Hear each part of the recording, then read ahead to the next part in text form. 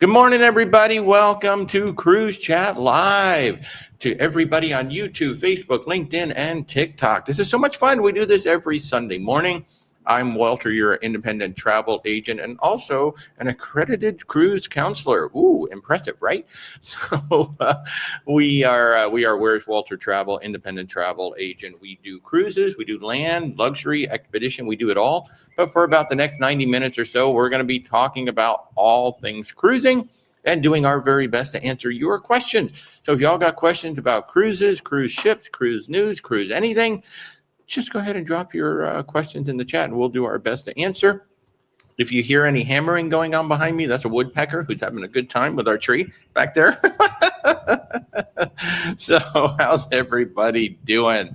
Oh, man, we got John, we got Sue, Annette, Eric, Kurt, Benny, Becky. Everybody's here. Oh, it's Alaska week. Oh, my gosh, it's Alaska week for Becky. Yay. Oh, my God, Alaska is so amazing. We've got, 2 months to go? Till we head up there? Almost to the day. 60 days. Yeah. So we'll be on the ship at this time. In 2 months, we will be on the ship. So I cannot wait. Hey, SL, how are you? Good to see you. Good morning, Nene. Good morning, everybody. Thanks so much for joining in. We like to do these little Sunday morning chats with y'all. If you are new to the channel, we invite you to subscribe, like, share, do all those fabulous things that all the social channels like for you to do. And we'll be here for about the next hour or so answering all of your questions about all things cruising. So we're very, very excited about all kinds of things coming up. Eric is on the call right now, or he's on the show.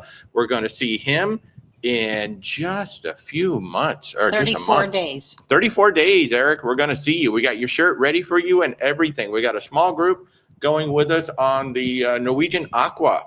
I am so excited for that aqua slide coaster. Oh my gosh, I cannot wait. Bacchus is going to Alaska in July. I'm telling you, man, Alaska is so freaking amazing. I cannot wait. Now, for those of you like me who like to take pictures and things like that, I am renting a very long zoom lens for my Fuji camera. I'm very, very excited about that. So if you're going to some place like Alaska or just anywhere on any cruise and you want to really like take some nice pictures, just know that you don't have to buy, those $10,000 zoom lenses that are absolutely amazing. You can rent them from a company called Lens Rentals, which is what I'm going to be doing. And, because when you go to Alaska, you are going to see eagles, you're going to see bears, you're going to see whales, you're going to see, or hopefully you're going to see all that stuff. But especially like with the grizzlies and things like that, they're going to be far away from you. So you will have to have a nice long zoom lens in order to get a good shot of them. And Lens Rentals is definitely the way to go. You can even rent entire camera packages from them too. Even if you don't have a camera, you just want to take one with you, you can do that as well. Hey, Amanda, how are you? Brandy's been to Alaska twice. They're going to love it. Yes, we've been once. We did a 14-day land sea tour with Princess that we absolutely loved. We did Sapphire Princess. We did 7 days on land, 7 days on the ship. This time we're doing a full 12 days on the ship with the Oceania Riviera. I keep wanting to say Serena, but it's the Oceania Riviera is what we're going to be on for 12 days round trip from Seattle. Hey, Aaron, how are you? You're on the Discovery Princess right now. Boy, it's early out there, 7:30 in the morning. I hope you're having a nice cup of coffee out on the balcony or up on the upper decks. Yeah, and he is loving the Plus package. I'll tell you what, Princess Plus, just simply the best package at sea right now outside of doing all-inclusive. It really is. Virgin Voyages is close, but that Princess Plus package is really, really hard to beat. It really is. I'm glad you're enjoying that. John, maybe you're going to disembark to World America, couch surfing at Walter and Rebecca's for a couple of days, and then join the Aqua Cruise. Hey, you can do that. We got the room. You and Roy, come on up, man. Spend a few days. That would be nice. And then we'll go out on the Aqua. We got room for you, my friend. We can take you. I think you'll fit in my steamer trunk, so we'll just slip you in there. No problem. I was going to try and go all carry-on. Yeah, that's true. We're going to try and go all carry-on, John, so that's not quite going to work. But unless you can really, unless you're one of those people that can, like, contort yourself in there. So, Gary, no co-host this week. No co-host this week. No live audience this week. That was a lot of fun last week, wasn't it? We had Benny, we had Judy, we had Zach and Mindy. I didn't say Mark and Mindy. Zach and Mindy. But that was a lot of fun having them here. Yeah, that's definitely different. So actually, I'm trying to get some of my fellow travel agent colleagues who are in the area to come on here. So yeah. Oh, Amanda, you're so kind. She's saying that I know my stuff. I'm helping you plan your trip to Europe. That's actually a very interesting trip, and it's definitely way outside our norm. Where Amanda had a specific list of places she wanted to go in Europe, and we're finding the hotels for her. And then she's picking out some tours and whatnot. We're going to take a look at some tours and things like that. But this is literally a complete DIY build this whole thing for her. So we're having a lot of fun doing that. Definitely different than what we typically do. Typically, when we do land stuff, it is a full land tour. But we can also just simply, pick the dates and we'll find the hotels for you. And Amanda had a very specific area she wanted to be in. She had a very specific budget she was targeting, and we're working within that. So yeah, it's a lot of fun, and it is different for sure. So Becky, thank you all, especially Walter and Rebecca, fabulous TAs. Thank you very much. We try very hard. We do.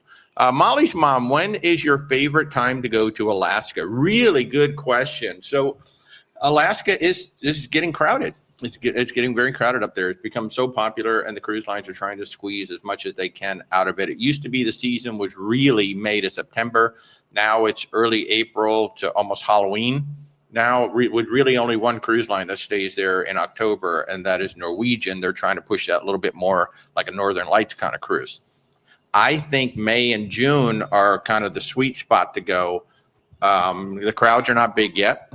And the babies are coming out. We saw so many babies, owls and grizzlies and moose and so many things. But if you don't want to go in the spring, then I would recommend like the month of September, because again, shoulder season. The ships are starting to leave. because the kids are going back to school. So I think May, June, and September are 3 great months to go up to Alaska. If you're one of those people that's like, well, I want to try to see the Northern Lights and I'm going to go in October because Norwegian's doing that, special like Northern Lights kind of stuff, just know that a lot of the land stuff may be closed already. Some of the restaurants, the land excursions outside of Norwegian, things just may not be there anymore because a lot of these shops and restaurants are not going to stay open for just 1 or 2 ships.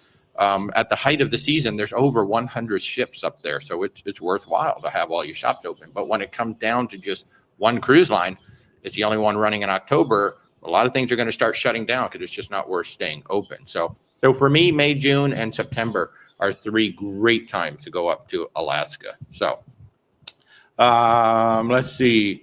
CJ wants to know, am I going to walk the glass walkway on the Aqua? Oh, yeah. Yeah, that's no big deal. I do love that it is literally hanging out over the water, like with MSC and with Princess, it's sort of kind of hanging out over the water. That one is like literally hanging out over the water. So, yeah, I'm going to walk that. I'm going to do the Aqua Slide Coaster. I'm excited. I'm really excited. And I'm also going to eat apparently a lot of food because we have a lot of things booked. So I'm really excited. 3 restaurants booked. Yeah, 3 restaurants booked, but the food hall. Yeah. Indulge food hall. That is going to be kryptonite to me. Totally. Luckily, the hours are a little limited. Oh, Diabetic is asking for a special appearance by Rebecca's Hand. Can Rebecca's Hand make a special appearance by any chance? Oh, there it is. It made a special appearance, but only for those of you on YouTube, Facebook, and LinkedIn. Those of you on TikTok were gypped because she didn't get her hand quite that far over. Well, sorry about that. I'm not that. My reach isn't that big. She has very small arms, about that big. Not quite that, but. Oh man, Josie, if you missed the show last week, yeah, you should go back and watch some of that. That was kind of hilarious. We started the show with Benny sitting right next to me, and then later on, Zach and Mindy kind of danced their way through the scene. It was fabulous. It's fabulous. Stay tuned all the way to the end for the big finale with the fireworks and the confetti and all of that. It was fabulous. Absolutely fabulous. Aaron, it's coffee time at the International Cafe. Cheers, my friend. That is awesome. Good morning, Warren. Good morning, San Antonio, Texas. I hope you guys are doing well. John saying we will love the Indulge Food Hall. The menu changes from lunch to dinner, so do both. Don't worry, John. I will do both, probably multiple times. Although I have to say, I was a little disappointed with the breakfast menus. Yeah. Because they have all these different types of cuisine down there, but for breakfast, it's just all standard breakfast. Well, food. yeah. I mean, what are you going to do for breakfast? They have Asian breakfast. They have Indian breakfast. They could. Sure, they could do that. They're not doing it. They're not doing it. Brandy has a really good suggestion. If you want to see bears in Alaska, go when the salmon is running. And I can say the salmon was running when we were there. We were there the last week of May into the first week of June. Yeah, because I remember all the salmon stuff was running. So that's a good point. So we were there last week of May, first week of June, and the salmon was running. And I don't remember seeing black bears. Well, we weren't really but we saw in the grizzlies. areas where they're congregating. Yeah, we saw the grizzlies from a nice safe distance. Yeah, that was it in Denali. That was in Denali. Yeah. So, Kathy says she hates to ask this, but do we need to worry about ice with disembarking in any cruise port? So far, we haven't heard anything about that.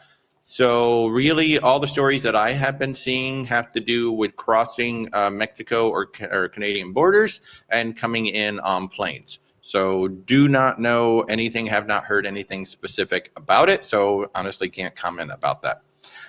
Good morning, Fred. How are you? Although I will say, if you have a green card, definitely talk with your lawyer. Yes. That is one good point. We do have a couple of clients who have green cards that have been advised not to leave the country at this time. But that's all I can tell you. But yeah, you definitely want to reach out to like an immigration lawyer or something like that if you have questions about it. I am certainly not qualified to talk about that. No. Not by any means. Brandy's watching on YouTube in the living room, but commenting on TikTok. Yay, you're supporting us on 2 channels. Thank you. Thank you for that. Really appreciate that. And that says when going to Alaska, don't forget your sleep mask. Yeah, I mean, it depends on where you are.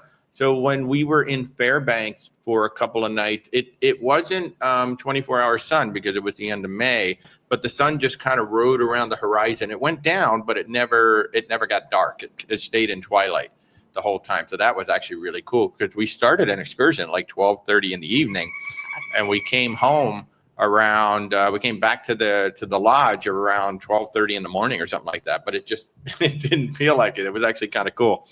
So And I bring a sleep mask everywhere. Yeah, she always anyway. brings a sleep mask anyway, which is cool because I can make all kinds of faces and I can do all kinds of things that she can't see me doing it, which is great, whether we're on a cruise or we're at home. So it's actually a lot of fun. Josie, we miss you too. You got to come on another cruise, you and your daughter. That was so much fun having you guys on the Sun Princess.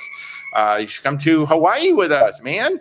Ooh, that would be nice. Or maybe come to Europe with us. You know, we're going to be in Europe next October on the Celebrity Constellation. Good morning, Donna. How are you? Barb is saying that a bear was sighted at Skagway. Yeah, probably not that unusual, but yeah, to have it downtown. I know moose very often are in Skagway, and very often they're like just sitting around. It's like kind of like a dog, just kind of sitting off in the corner. It's just one of those things. Except humongous Dog, a very, very, very, very, very big dog. But yeah, so while we're chatting, I'm waiting for some of your questions. I will kind of go through some of the cruises that we're doing now. Our Quebec to Miami cruise, which is going to be amazing on the Brilliant Lady. That's October 3rd through the 16th of this year. And what is amazing about it is, well, that'll be like the 5th cruise, I believe, on that particular ship. So the ship's going to be brand spanking new. It has 4 original new shows, like major shows, plus like 2 or 3 other new things that they're going to be doing on the ship. We have a new restaurant, a new evening menu. And in fact, the Brilliant Lady, I saw a report today, was headed back into wet dock. So she's not going in the dry dock, but she's going back in to have some things done to her. And we have heard that they're going to make a few changes to her before they send her out. But Razzle Dazzle, which is a restaurant that's on all of the ship, she will have her standard menu for brunch, but then in the evening, she's going to have a Spanish menu, like tapas, paella, things like that. So I'm really looking forward to that. And they're rolling out new menus across the fleet. And in particular, the Brilliant Lady is supposed to have all new menus for all of the restaurants when she launches. Now, there'll be a lot of favorites still there, but she will be launching some new menus on that particular ship. And what I'm really excited about is we're probably going to put together some group rates this coming week. I've got Tamika from Virgin Voyages coming on my show on Thursday night on YouTube. So 8 p.m. Eastern time this coming Thursday night. We're going to have a virtual cruise night. We're going to announce some things. We might even have some reduced rates. So any of you who are already booked with us, you might have the option to go ahead and switch over to these reduced rates. But we're looking at putting together some reduced rates for this Quebec to Miami cruise. It's basically a Canada-New England cruise. We start out with a Canada-New England cruise. Then we come down the East Coast. We're going to stop in Charleston, South Carolina before we come into Miami. And we are expecting, we have heard hints that Virgin is going to make a big deal out of this, just like the Icon of the Seas had a big entry into Miami. The World America most recently had a big entry into Miami. This is the final ship that Virgin's going to be building for a while. It's going to be her first time coming into Miami. So we are expecting some sort of a celebration or something. So that should be a lot of fun at the end of the cruise. So again, we're sailing October 3rd through the 16th. Rebecca and I are going to fly up about 4 days early. We're going to spend a couple of days in Montreal. First, we're going to fly into Montreal, spend a few days there. Then we're going to take the train over to Quebec, spend a few days in Quebec before we get on the ship. So we're really looking forward to it. I've never been to Montreal, never been to Quebec. Really looking forward to exploring those 2 cities. Yeah, I think we've only been in Ontario province and British Columbia province so far. Yeah. We'll get to add a few on that cruise. Really, really great.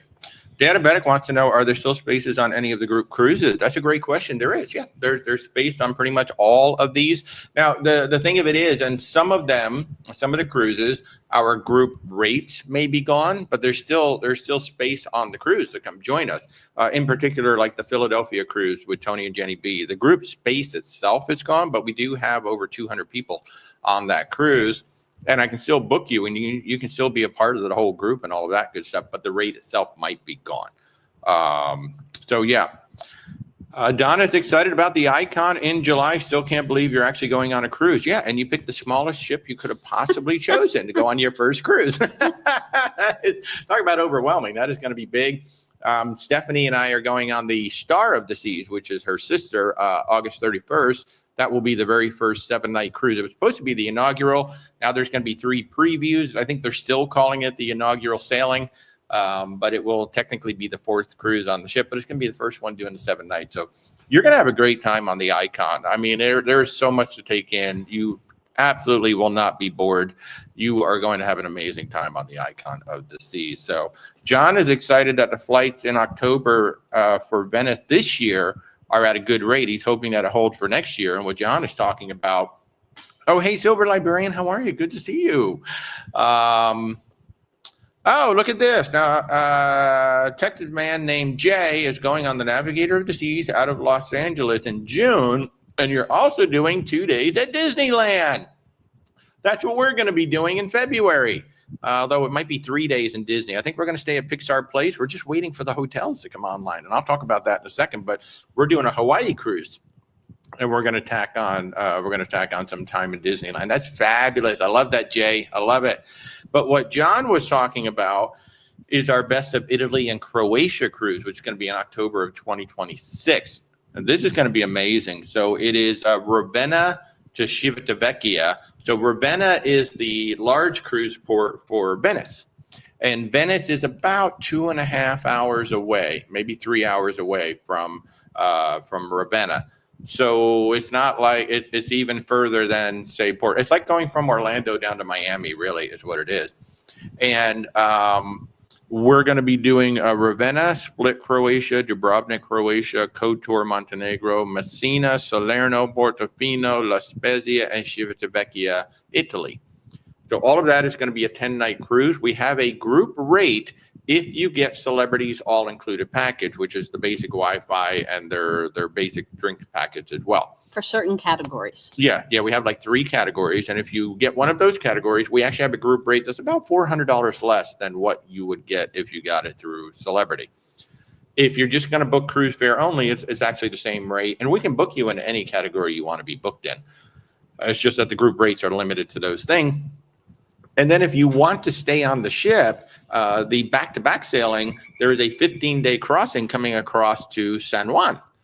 And that's what we're going to do. So we're actually going to be on the ship for 25 days. So from November 2nd to the 17th of 2026, it's a 15-day crossing that ends up in San Juan with 3 stops in Spain, 1 stop in Morocco, 1 stop in St. Martin, and then we end up in San Juan, and then we're just going to fly home from San Juan versus having to fly all the way back from Italy. Well, So might we're spend excited about a that. day or two actually on Well, that's land true. in San We've San never Juan. really spent time in San Juan other than on the ship. So who Yeah. knows? We might actually spend a day or two over there. So if anybody wants to come along with that, we've actually got a nice little group coming together on that one. And the Celebrity Constellation's a nice ship. It's right around 2,000 passengers, so it's not a big ship. These Millennium class ships are a favorite of Celebrity cruisers just because they're like just the right size. Celebrity maintains them beautifully. So we're really excited, and this is going to check off 3 boxes for us. Number 1, we're going to Europe finally. We've actually booked a couple of times, haven't gotten there. Number 2, we're going on a Millennium class ship, which we really wanted to do on Celebrity. And number 3, we're finally getting our transatlantic, which we've been wanting to do. So one trip gives us 3 check boxes. Plus, we're going to get to spend a little time in Italy. So we're still figuring that out. I'd like to fly in a bit early. Because the ship is coming into Civitavecchia, and that's the turnaround day, we may or may not head up into Rome. So I'd like to fly into Rome, spend a few days there, then go up to Venice, spend a few days there, and then we'll overnight in Ravenna. So we're already there. And Ravenna looks like a beautiful city as well. So SL is going to the Mediterranean next April. Looking forward to hearing about our October adventures, get some suggestions. Well, we're going to be going after you. We're going in October 26th. So we're looking forward to hearing about your So you're going to adventures. have to tell us what to do. Yeah, so our cruise is October of 2026 on that Best of Italy. So Yeah, this October it's Canada. Yes, this October it is Canada. Diabetics started with Diabetics is starting with the icon sets the bar really high for future cruises. It certainly does. Well, Well, the thing of it is that it's almost overload, right? And it's going to do one of two things. One, you're going to be like really, really excited about having a ship that big. Two, you're going to be like, that was a lot of fun. I just don't know if I want to be around that many people again in the future. For us, we enjoy going on the big ship just because there is so much to do and it's just amazing. And you do truly forget that you're on a cruise ship. I think when you get on ships that big, it's much less about the destination. It's much more about the ship itself. And that's why, a lot of these big ships are being built. It's also why you're noticing that the itinerary, especially over on Carnival, they're starting to skew them to the private islands where you might be visiting Celebration Key, Half Moon Key, and maybe even Princess Keys all on the same itinerary, which keeps you within their ecosystem. And it's also the islands where they can handle ships that big. So it is a very interesting dynamic. Well, probably not happening. Princess Key's all tendering, so it is all tendering, but I think that's why they're building. It's really strange. Carnival is building that pier at Half Moon Key, which is Holland America's island, but apparently Holland America is not going to be able to use the pier. It's so odd. Holland America will continue to tender from the bay. It's just so odd. The ships are smaller. Yeah, the ships are smaller, so you think it'd be no problem getting a Carnival ship and a Holland America ship on there. So, Kathy Keaty is saying that Rome is a beautiful city, humongous, so much to see and experience. I mean, you're talking about thousands upon thousands of years of history and all that architecture and the food. We're never going to see it all. No, we're just going to try to pick a couple of specific things to do.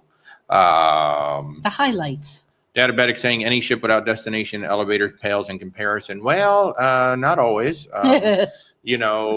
Carnival has had them for a while on the Vista class and people hate them. I can tell you that on a MSC Seaside and the Seashore, they were awful. I mean, just awful. Well, the Seashore was worse than the Seaside. The Seashore, it was so bad that somebody punched out one of the control panels. So that elevator was completely, or you couldn't call that elevator from that room. So I will say that the Sun Princess and the Icon class, those elevators were really well done. They operated just like you would want them to. So yeah, having the smart elevators does not always work, but certainly the next generation or whatever it is that Princess and Royal did with the Icon and the Sun Princess, really, really, really good. So, Donna, do they have wristbands for your SeaPass card instead of lanyards? On the Icon class, they do not. I know they're testing them on the Quantum class. I don't know why Royal Caribbean doesn't have them because Princess has had them for well over 10 years and they're fabulous. But no, you're gonna have a card. I don't do lanyards. I just keep them in my pocket. I hate those lanyards because they just blow everywhere. That's just me.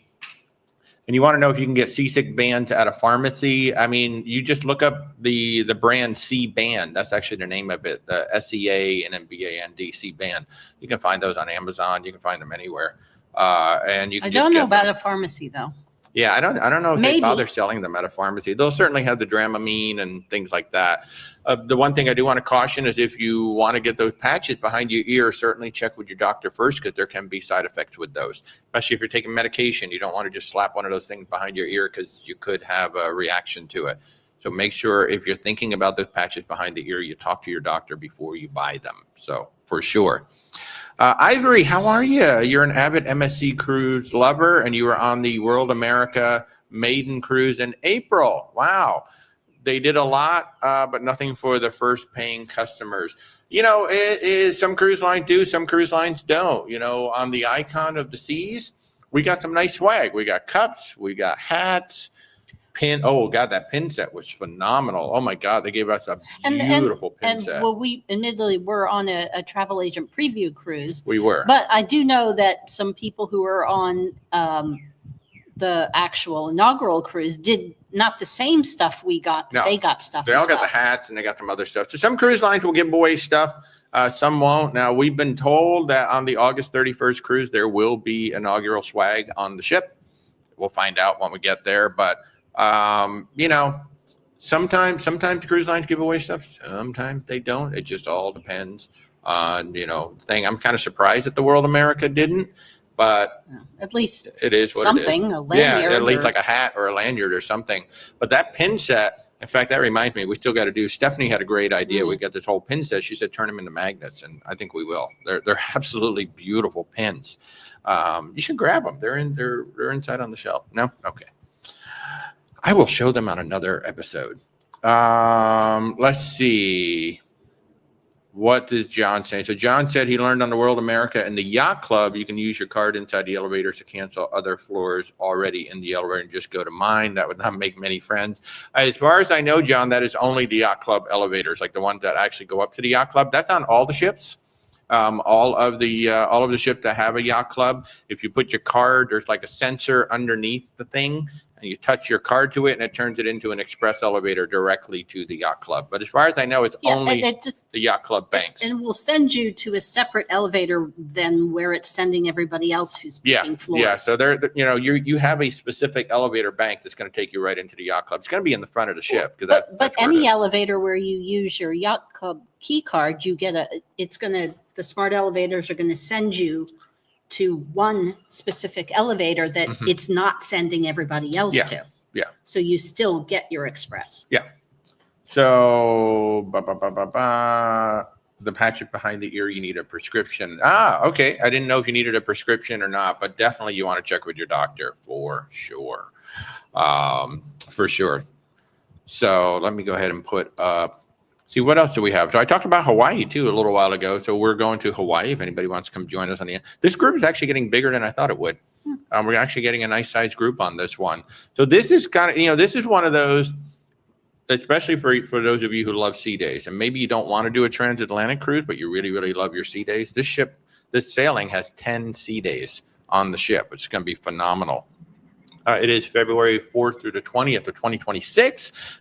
Emerald Princess, we leave from LA. We go to Honolulu, Hilo, Kahului, Kauai, Ensenada, and we'll have the 10 sea days. And then Rebecca and I are going to spend some time in Disneyland, just waiting for the hotels. I mean, Disney, what is it? It is April 27th, and they do not have the Disneyland hotels posted for 2026 Disney yet. World just recently released through October of 26. But they're Disney, so they can do whatever they want.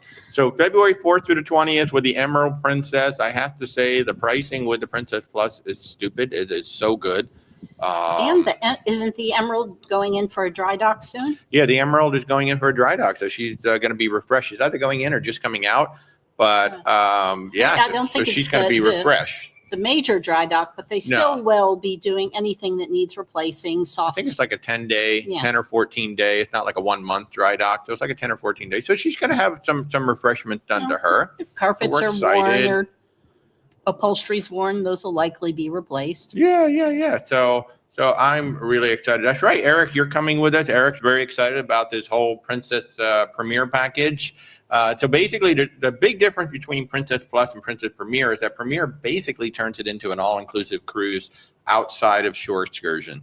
I mean, all the restaurants are included except specific, like on the Sun and Star Princess, Loved by Brito is not included. But everything else, all the other restaurants are included. Your drinks are up to $20 per drink. You get 4 Wi-Fi devices per person. You get reserved seating in the theater. You get unlimited desserts, unlimited fitness classes, unlimited juice bar. There's like a lot of stuff. Oh, the photo package is included, which is actually kind of fun. If it's going to be included, well, you might as well get a bunch of pictures taken. So those of you who are looking for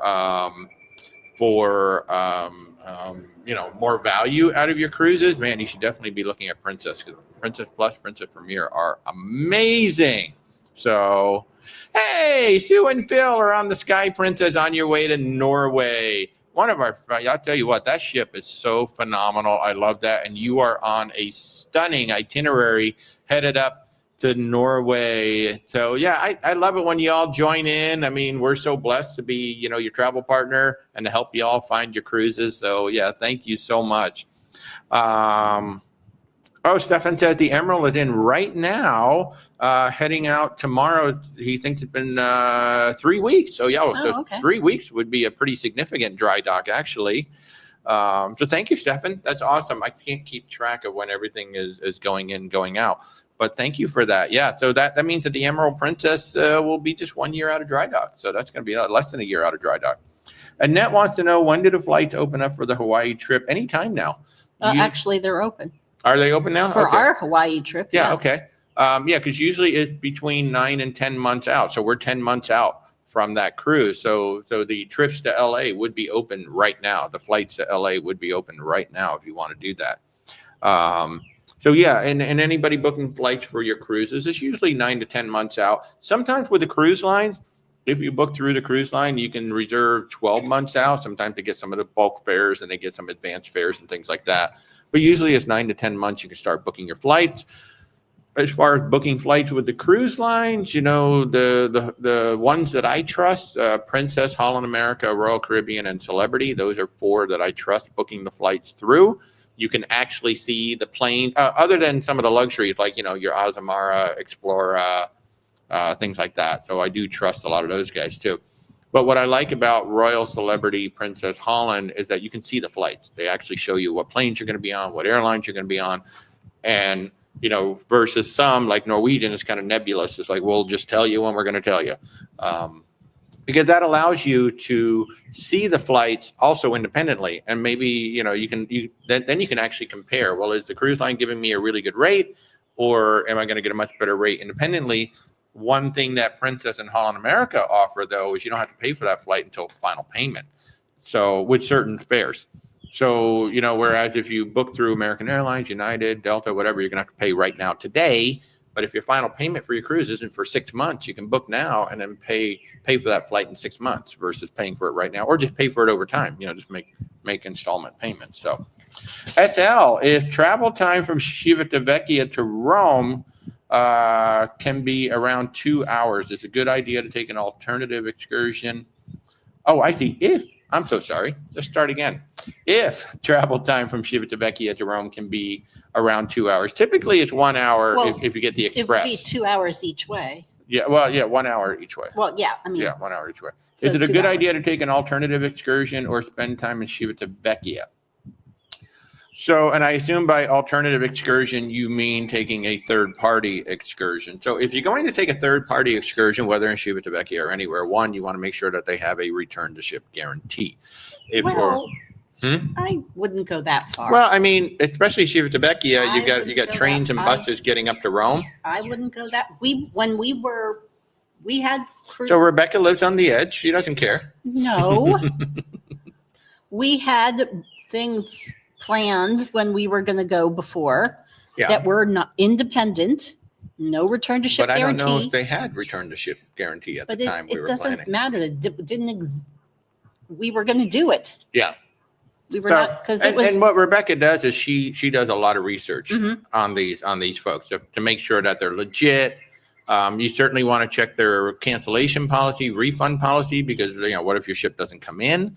Want to make sure you're going to get a refund, or you want to understand that you're not going to get a refund if your ship doesn't come in. So number one, do a lot of research on it. Number two, certainly look at your time in port. How much time are you actually going to be in port? Are you going to have 8 hours, 10 hours, 12 hours? How long are you actually going to be there? That will help to determine. But certainly if you're going to try the train to get up to Rome, you definitely want to pay extra and go ahead and get that express, which I don't think it's a nonstop, but it certainly has a lot fewer stops than getting on the local. Yes. And there are plenty of YouTube videos out there all about that and things like that. Civitavecchia is an interesting town on its own. It's certainly not Rome.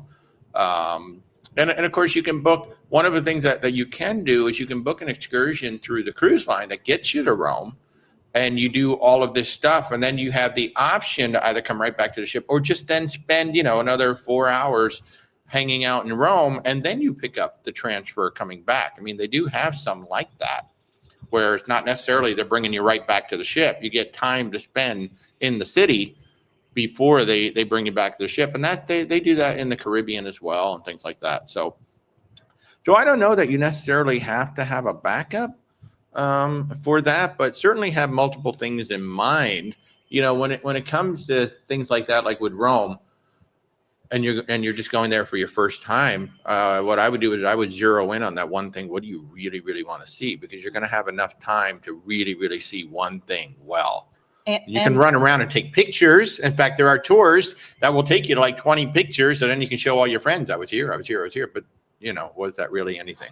And I definitely, if you're doing an independent tour or doing something on your own, DIY, if the all aboard time is, 8 p.m., get back by 6 p.m. Mm-hmm. Plan to get back by 6 p.m. So give yourself at least a couple of hours of, leeway. Yeah. Yeah. And anytime you've got distance to get back to the ship, always allow yourself, target 2 hours before, because then that gives you plenty of time to get back. So, yeah. Let's see, Shani, you're going on to Mirabilia next week and you're packing now. I'm telling you that's like the best feeling in the world, right? When you start putting stuff together. We usually start about 2 weeks out. We start laying stuff out on the table. Depends. Yeah. So Mike spent a week in Rome back in February and it was amazing. Wow, a week. I love that. Recommend a golf cart tour in Rome. You get to see a lot in 3 hours. Wow, I didn't know they had golf cart tours in Rome. How about that? And we all learned something. So Mike is recommending a golf cart tour in Rome. Had no idea. I've never even noticed one of those, to be honest with you. That's awesome. Annette, can we price flights for you? Yeah, we certainly can.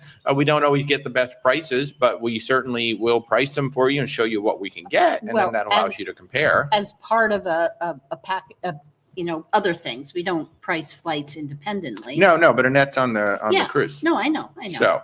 But and what Rebecca is referring to is if you just simply reach out to us, going to ask us to book a flight for you, we won't. It has to be part of a travel package that we're already doing. So same thing with, I get a lot of people asking me about the scooters because I have that video out there showing you that amazing wheel power chair. We do help our guests rent scooters and actually other medical devices for the ship, but we do it as part, we do it for our clients who have booked a trip. I have people reaching out to me independently saying, can I rent a scooter from you? And I'm like, no. And I just send you over to Scoot Around because they'll take care of it for you. So Barb's going on a Hawaiian cruise and she plans to visit the Queen Mary. I think that would be so much fun to stay in a cruise ship before you cruise. I've actually booked some folks in there. I've absolutely booked some folks in there. And so far, nobody's seen a ghost. Nobody has seen a ghost yet. No. Such a bummer. You're welcome, SL. I hope that was helpful. John has 19 days till you fly down to Miami, and you're already packed. Not in a suitcase, but all folded on the dining room table. That's what we do. We have a spare bedroom with a folding table, and we just set it all up. And there you go. And then you transfer it right to the luggage. So good. Now, John brings up Miami. You definitely want to look to see how many ships are in port. Now, it does appear that the World America is going head-to-head with the Icon, literally on the same schedule, because I've seen all the pictures of the two ships sitting right there.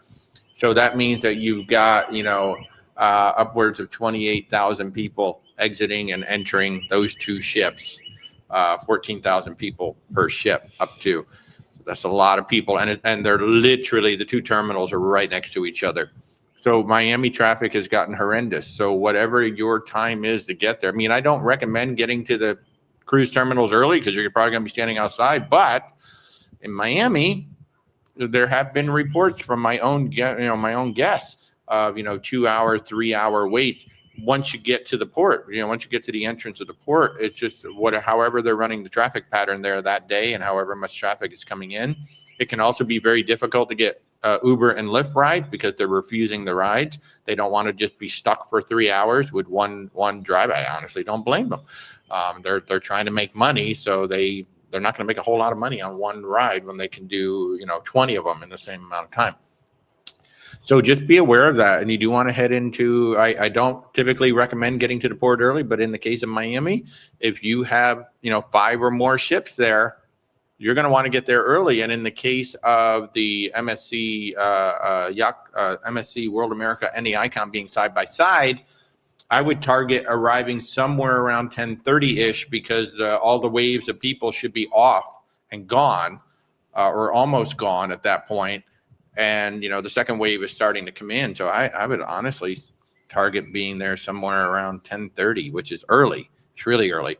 Now, John happened to be in the yacht club, so he will have a lounge to go to. They should have that opened up somewhat early.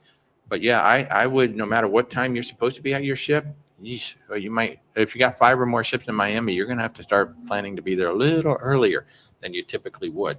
Our record is about 90 minutes from the time we actually got to the port. It took us 90 minutes to park the car at Virgin Voyages. So,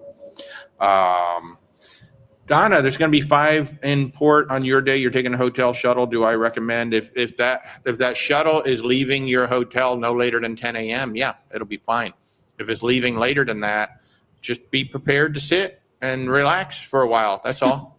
You know, I don't know what time is sail away on the ship, but you know, if you leave your hotel from 11 a.m. on in Miami these days, it just could be, it could be a mess. And where the world America, so I've done a video about this, but basically what they do is they create a serpentine pattern in Port Miami when the traffic is really backed up. And there are ways to alleviate the traffic. There are some turnoffs that they close. I don't know why, but if they opened up those turnoffs, you could actually get to Terminal V. You could probably get to Terminals G and H without having to tie up all the traffic. But they force everybody to go in one line, and there's this hairpin turn that is right in front of Royal Caribbean, where Royal Caribbean and MSC meet. There's a hairpin turn, and they force everybody to go through that, and it's like a 3-lane road at that point, or 2-lane road at that point. They force everybody to go around that, and then you can head all the way down the port to get to the ships you want to get to. Again, there are multiple turnoffs where they could alleviate some of that for people who don't have nothing to do with MSC, Royal Caribbean, and even Norwegian Cruise Line, which is right next to them. You got those 3 lined up. But for whatever reason, they won't open those side roads and let people start going down the side roads and get out of line. Like if they opened up this one side road, I could be at the Virgin Voyages terminal probably within 15 minutes, no problem. We actually went past the turn 2 or 3 times during those 90 minutes. They would have just opened up that turn. So yeah, so you want to be there a little bit earlier than normal. Again, I would target around 10. I would not show up any earlier than 10:30. People are still coming off the ship.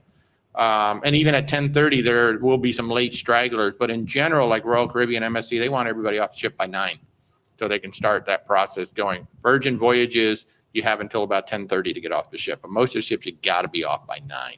So user 590, who do I use for scooters? There's a company called Special Needs Group, and there's also Scootaround. Those are the 2 that we use to book the scooters. Yep.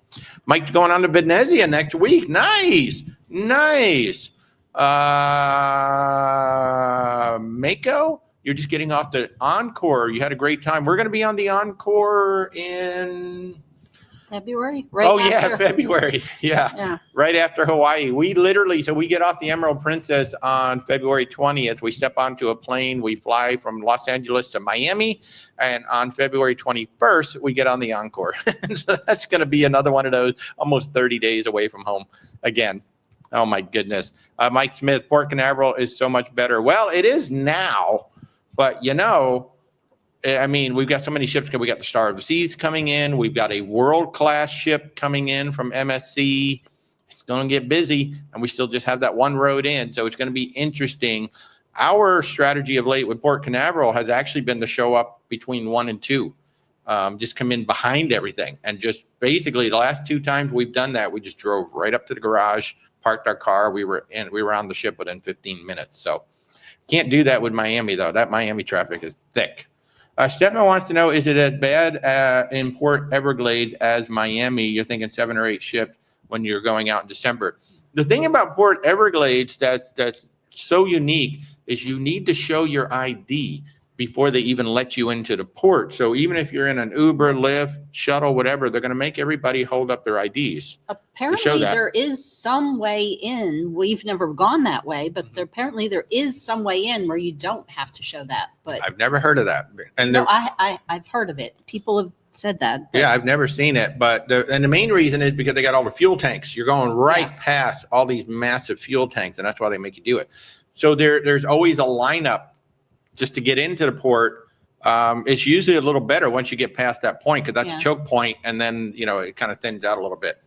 But and I think that just the setup of the way the port is not as not convoluted really as the way they have Miami set up. yeah, Miami, they just have constant construction going on, and there's so much freight going on. Our poor Uber drivers get lost just trying to get out of there. Like the last 2 times we've done an Uber driver getting out of there, they got lost and they got turned around and went right into the freight areas. So it is confusing. But Port Everglades, to date has not been that big of a deal. Getting parked. We did the Sun Princess like a year ago now. Wow. Wow. About a year ago. Yeah. Yeah. Because it was October we did that. Yeah. Alex, you saw that Virgin Voyages was offering an airport shuttle from the Miami to Terminal V. They were at one time. I don't know if they still are. I don't know that they're offering any shuttles at all. I know I can't book a shuttle from. As far as I know, it's only for mega rock stars get it for free, and rock stars can pay for it. Yeah. But it was. I remember the one time we were at Rockstar and I looked into it. It was outrageously expensive. Well, that's Virgin. I mean, I love Virgin. I am a top 100 sales agent for Virgin, but don't ever book your flights through Virgin. Flights are stupid. I mean, just stupid. Yeah. But of course, if you were doing that anyway, you'd be flying in the day of the cruise, which we never ever recommend flying in the day of the cruise. There's so many weather issues, flight delays. If you saw Southwest, yeah, I think it was Southwest, said that they're going to be canceling a lot of flights later on in the year. They're going to be consolidating flights. I mean, that's the big thing that the airlines are doing now. Instead of having 6 flights that are half full, we're going to have 3 flights and fill them up. So Southwest said something about they're looking towards the end of the year and they're going to be dropping routes and things like that. So you always want to fly in at least 1 day early. And most of our European clients are flying in 2 days early just to allow, because you're going to lose a day on the way over there. So a lot of our European clients are doing that as well. Gail, you're booking the Virgin Voyages Brilliant Lady for early next year, Aruba, Colombia, Jamaica. You're looking forward to our review. Yay. And if we can help you in any way, certainly do reach out. I mean, one of the cool things is being a gold certified first mate and top 100 first mate is sometimes we get extra sailor loot added on automatically that you don't get through Virgin or other first mates. So that is one of the cool things. But yes, I am looking so forward to the Brilliant Lady. We're going to have 5 nights in September. We're going to be on the second sailing ever, New York to Bermuda, because we're hosting a big group. We're hosting a big group on that one. A user conference, actually, for the software that we use to run our business, is having a user conference on that sailing. And then in October, we're going to be on for 13 nights. So we're going to be on for 18 nights in September, October. So we're going to have a lot of time to cover all the food. So I think it's time, my Scarlet Lady food review is going on 3 years old. So I think it's time for me to update that. And I'm going to have plenty of time to eat and update that. In fact, we almost have time to do all 20 eateries, 18 days. So I could do all 20 eateries, no problem. So yeah, watch me. That is a dare. Well, that's so funny. Aaron is saying he actually likes Carnival's Pizzeria del Capitano on Carnival versus Gigi's Alfredo's on the Discovery Princess. I'll tell you what, there is nothing wrong with the Carnival pizza. It is really, really good. That Pizzeria del Capitano is very, very good pizza. Depending on which one you get with Gigi's Alfredo's, I mean, sometimes they're better, sometimes they're worse.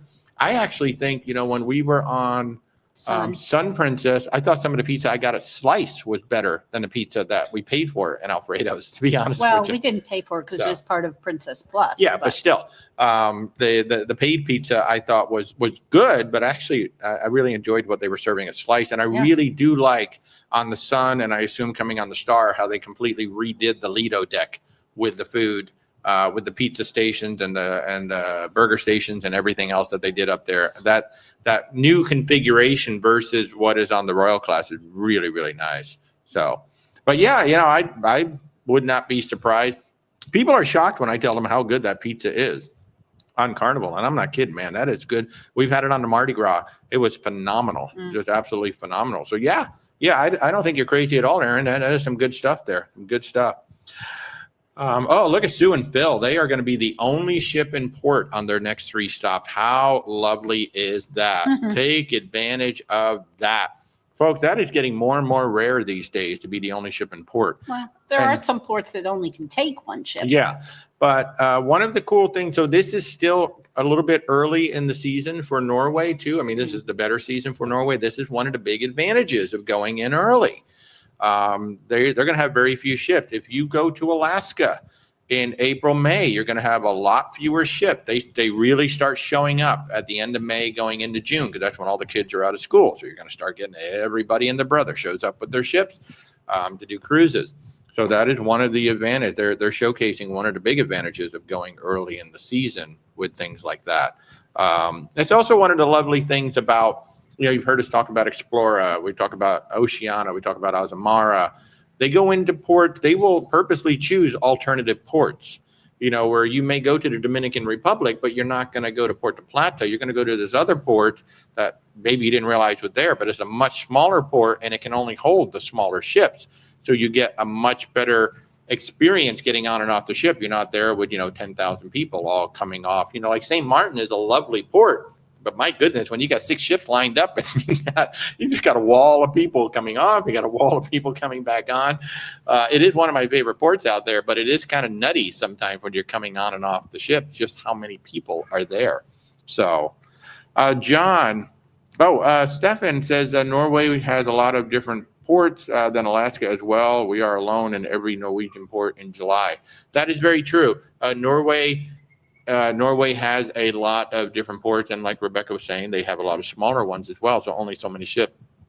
Plus, it's not like Alaska where it's just getting to be overdone.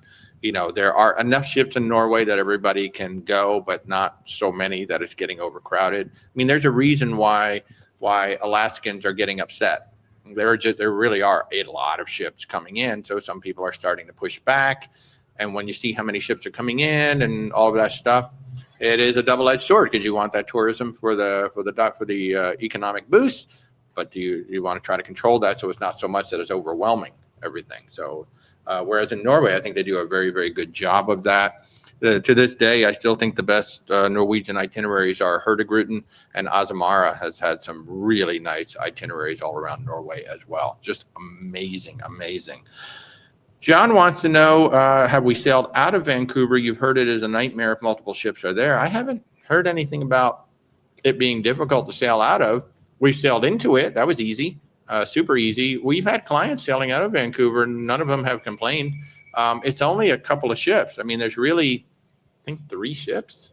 I don't know 4 these days how many it is. I think only like 3 or 4 can be there. So it's not like it's a lot of ships. And it's very convenient right to it's basically part of the city, which is actually kind of cool. There's not much to it. I think part of the problem may just be is that there is not much to it. As I recall, you just basically pull up on a city street and you're getting dropped off almost on a city street and just walk in. That may be part of it, but we have not had any. A very long time ago, and we were coming in. Ended there. Yeah, our cruise ended there, but we have not heard anything from our clients saying that it's been particularly difficult to go out there. Oh, Aaron is saying that you sailed out of Vancouver in 2023 and it was awful, so unorganized. Now you were with Royal. So yeah, I don't know anything about Royal, but I do know with Princess, I don't think we booked any Royal out of Vancouver. We typically don't book Royal Caribbean in Alaska.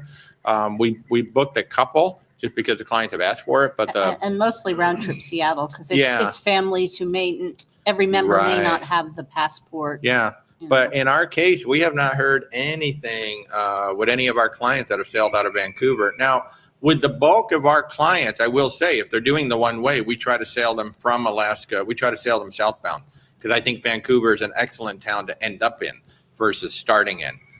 Because then after the cruise, you can spend a couple of days there, have some dinner, relax, and see some of the sights, and then fly home. So with the bulk of our cruises, we do send our clients to Vancouver versus out. But I know we've had some go out of Vancouver. We haven't had a single client complain or tell us that, hey, embarkation was a mess. So I don't know. And I know we've not sent anybody out of Vancouver on Royal. It's either been on Princess or Holland. or maybe even Oceania. So good morning, Betty. How are you? Good to see you. Good to see you. Thanks so much for joining in. So let's see, Mahogany Bay, and you're not allowed to do the sloths and the monkeys. No, that's a good comment, Lady C. They're going to Mahogany Bay, and they're saying, "What, we can't touch the monkeys or the sloths anymore." That is Honduras. Honduras has now issued, Mahogany Bay. So all of Honduras, you can no longer interact with the sloths and the monkeys. They felt like, you can see them. Yeah, you certainly see them. You can get up close to them. You just can't hold them or touch them. Like Rebecca and I, we actually it was the Baden tours where Rebecca was able to hold the sloth, and then they put us into a monkey enclosure where they were all going around. Well, the country of Honduras has said no more. You can't do that. And so that's not Carnival doing that. That's not any cruise line doing that. That is the country of Honduras has now issued a law saying you cannot interact with the animals any longer. So yeah. So Kim Berman, you cruised out of Vancouver September 2024, and it was lovely on a Disney cruise. Yep, that's what we've heard. Peggy McKinney says you highly recommend the Pan Pacific in Vancouver. That is a phenomenal hotel that we have booked multiple clients into. It can be a little bit on the pricey side, but it is absolutely gorgeous in a perfect location. That right. And Becky's doing an embarkation in Vancouver next Saturday. So that is absolutely awesome. So yeah. But that Pan Pacific Hotel, wow. One of the cool things about Vancouver is a really good walking town, and there's coffee on basically every corner. I remember that. It was Starbucks or Tim Hortons basically on every corner. And then there was another one. It was a red. I just remember that the banner was red, but I don't remember the name of the company. But it was them, Tim Hortons, and Tim Hortons was red. Yeah, no, Tim Hortons is red, but that's what I'm saying. There was another company that was red in Vancouver. But I do remember there was one intersection in particular where there was 2 Starbucks and then 2 of this other company, literally like 4 coffee shops at one corner, which was absolutely ridiculous. But we had a great time in Vancouver. They have crepes, just like we have like pizza joints every 10 steps. In some of these, in some cities, you have crepe places every 10 steps in Vancouver. It was absolutely beautiful. Absolutely beautiful. Seattle's best. That might have been it. I don't know, Gail. That's a good one. I want to say it was a Canadian company, but it wasn't. I know it wasn't Tim Hortons, but maybe it was Seattle's best because they are red. They do have a red banner. I could have sworn it was just Tim Hortons and Starbucks. Yeah. So not that I paid much attention because I don't drink coffee, but Darren saying that Taino Bay and Puerto Plata, which is the Dominican Republic, has Monkey Island where you can feed the squirrel monkeys. Yeah, so other countries, this obviously only affects Honduras. So if you're going to Honduras, they've now said that you cannot pet the sloths anymore, hold the sloths. You can't be with the monkeys. You can't interact with the animals any longer. But other countries are still going to have, in fact, they're probably going to start promoting that you can to try to steer some tourism over there. So Benny's going back on the Margaritaville Islander. One of our prize winners from the big Valentine's cruise in February. That was a lot of fun. I mean, that was a lot of work on our end. We had so much fun working with Elisa. Elisa is one of my fellow travel agents with KHM Travel Group. We worked on that one together. I'm talking to some agents as well. We want to put together some more groups.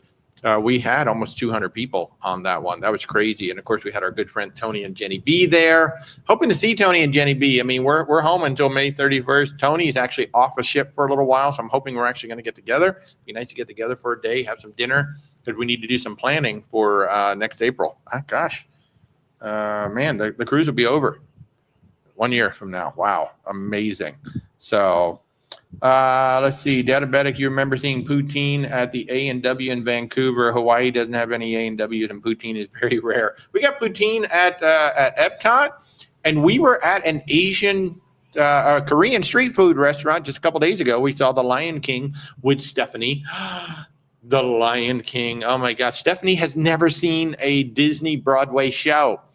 And we were very fortunate. A dear friend of ours sent us to the show, and he said, I'm going to send Stephanie too. I really want Stephanie to see it. So we saw the Lion King in Orlando. And there is a Korean street food place called Hawkers here in Orlando. They serve Korean poutine. And I almost ordered it, except it was before the show, and it comes with a whole pile of fries. And I'm like, I really don't need a pile of fries now. But next time. And doesn't that thing, the Indian place in Disney Springs has an Indian poutine? Yes. There's an Indian restaurant in Disney Springs that has an Indian version of poutine. Oh, my God. I tried it. Yes. I actually had it. It was phenomenal. Oh, yeah. So we're getting all kinds of different poutine down here in Orlando. So it's fabulous. Somebody wants to know, Silver Librarian, was it Illy Coffee? I know it was not Illy Coffee. Definitely was not Illy is the one in Vancouver. No. I'll have to I personally think he's imagining things, and it was just Starbucks and Tim Hortons. But that's what she thinks. I should bring up a street map of Vancouver and see if I can figure it out. Just by going up, what is it, Granville Avenue or whatever that street was? No. What was the name of that street? I don't know what the name of that street was. So Robson? I don't know. Maybe Robson. Maybe. I literally have a map up. I've got another computer sitting right over here, and I've got a map up. I'm going to see if I can't find this stupid thing. Because now I want to know. This was also 2008, so I don't care. I want to know. It could be very different now. We don't know. Let's see. I'm going to look for coffee. I'm going to just type in restaurants, and I'm going to ask for coffee, and see all these coffee shops show up, and see if maybe they'll tell me what it is. I literally have I know the tension. Okay, there's Canada Place, so I see where the cruise port is. So what street was it? I don't know. Burrard Street, Thurlow Street, Brush Street. There's House Street. I don't know. I'm gonna have to do a TikTok on it, just so I can do that. I don't remember what street it was. But I want to say it was Granville. If you look up coffee places, is there a name you recognize? No, because it's bringing up all these little shops. Okay. It's bringing up. Which it should. I like that. I don't know about you, but when I go to a new town, I don't want to go to Starbucks. I want to go to whatever the local joint is, and I really, really enjoy it. Carpinteria still has one of my favorite. Oh my God, what was the name? Something Mule.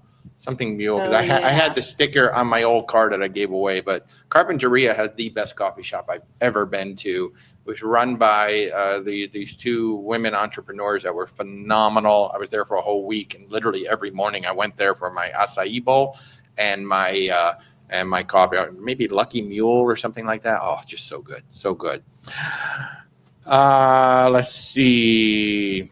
Aaron saying that I have to try a Japa dog in Vancouver. Is a stand that makes Japanese hot dog. That sounds phenomenal. I'm just sad the Asian restaurant we had isn't there anymore. Oh, the Chinatown restaurant. Yeah, Han's Chinese food or whatever it was called. Oh, that was phenomenal. Yeah, because they had one on the main drag and they had one in Chinatown. We ate at the one that was on the main drag. Yeah, that was so good. Han's. It was just, big, long cafeteria tables with a whole bunch of food stations. It was no nonsense, but oh my God, it was so good. So good. That's my favorite thing in the world, by the way, is, I don't mind paying for food. I mean, I know sometimes you guys see me eating at somebody's place and you're like, oh, well, he always spends all this money on food. When I go to New York City, the first thing I look for is a halal truck. I love the halal food trucks. So I'm the kind of person that if you tell me, don't judge it by its outside or don't be put off by what it looks like, you have my full attention, because that means that the food is probably really, really good. But, we have had meals that have been like $200 per person, and I don't mind spending that if it's worth $200 per person. There's nothing worse than spending that money and going, really? Really? I mean, I could have gone to a halal truck and had a better meal than what I just had. That's what pisses me off, is when you spend the money and it just doesn't live up to the money you spent. So, but man, boy, you give me a good halal truck or a good hot dog stand in New York City. Oh my goodness gracious, I will be there. Hey, Bill, how are you? Good to see you. Cindy, you will spend money on good food. I know. That's like, people say, oh, I get the drink package on the cruise ships. I don't have to worry about it. I mean, for the drink package, you could really buy some nice meals on a cruise ship. I would much rather spend the money on food than I would than I would on a drink package. So, And most of the time, the drink packages don't make sense unless each person who has it is going to buy, say, Yeah, a lot of 5 to food. 6 alcoholic drinks a day, yeah. every Yeah. day. And now people are saying that maybe it's, I got a couple of people saying maybe it's Costa coffee. So maybe it is. I don't know. I will look. I still voting for Walter's imagining. Yeah. Things. She It's says his I'm imaginary I coffee really, shop. I really should just, I can't believe that I can't find it. You know what I should do? What? I should look up Starbucks because it was literally right across the street from it. So if I look up the Starbucks, The 8,000 Starbucks. I know the 8,000 Starbucks, maybe I will find the other one that's right across from it. Which was Tim Hortons, but Yeah. So I'm still determined, people. I know y'all think I'm crazy. he just wants to prove me wrong. Yeah. Uh, No, I just want to find out what it was because now it's driving me crazy. But okay, there's a location with Starbucks and Tim Hortons right across from each other. Yeah, maybe it was Tim Horton. I think it was. Because let's see, that is Richard Street. Yep, there they are right across the corner. There's another place where they're right across the corner from each other. There's another place where there's 2 Tim Hortons within a half a block from each other. Okay, maybe if it wasn't Tim Hortons before, it's probably Tim Hortons now. So yeah, but I can see where Starbucks and Tim Hortons. I don't see the one where the 4 were all on the corner, but I do see where Starbucks and Tim Hortons are directly across the street from each other. Right across the corner in 2 different places on Robson Street. Yeah, so I think that's the one of the main drags that we were. There it is, Robson Street. So yep. So it does look like if it wasn't Tim Hortons before, it is now. So I think it was Tim Hortons before. Yeah. Just me. John, you're so grateful for the Port Miami advice. There will be 5 ships in port, and your original plan was to leave the hotel at noon. I would not leave the hotel at noon with 5 ships, just because, and especially if Norwegian has a big ship as well, like if Norwegian has one of their breakaway ships. Or Carnival. And then if the Carnival celebration is there, I mean, all the big ships are stacked right there. And there's really no other way to get to all of those ships than to do the hairpin turn. With Virgin and terminals like G and H, you could get to those if they did the turnoffs, but they don't do the turnoffs.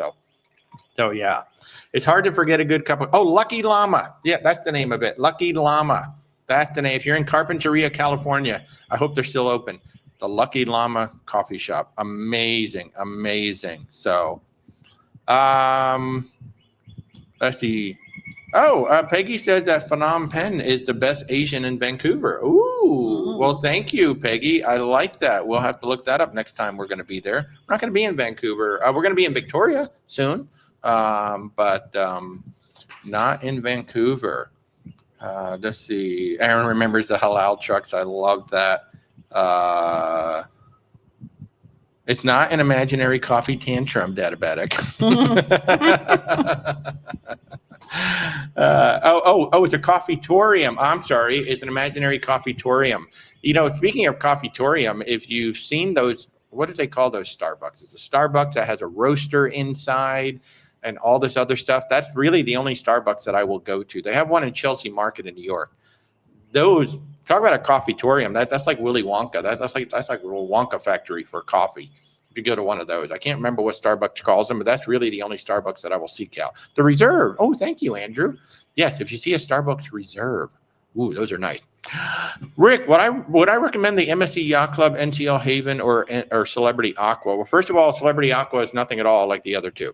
Yeah. You get spa access. That's it. And you do get a special restaurant. That's it. You don't get the whole ship within a ship experience. No. So the other 2 are ship within a ship experiences. Although Celebrity has it, but it's the Retreat. Right. It's called the Retreat, and it's not really a ship within a ship. It sort of kind of is.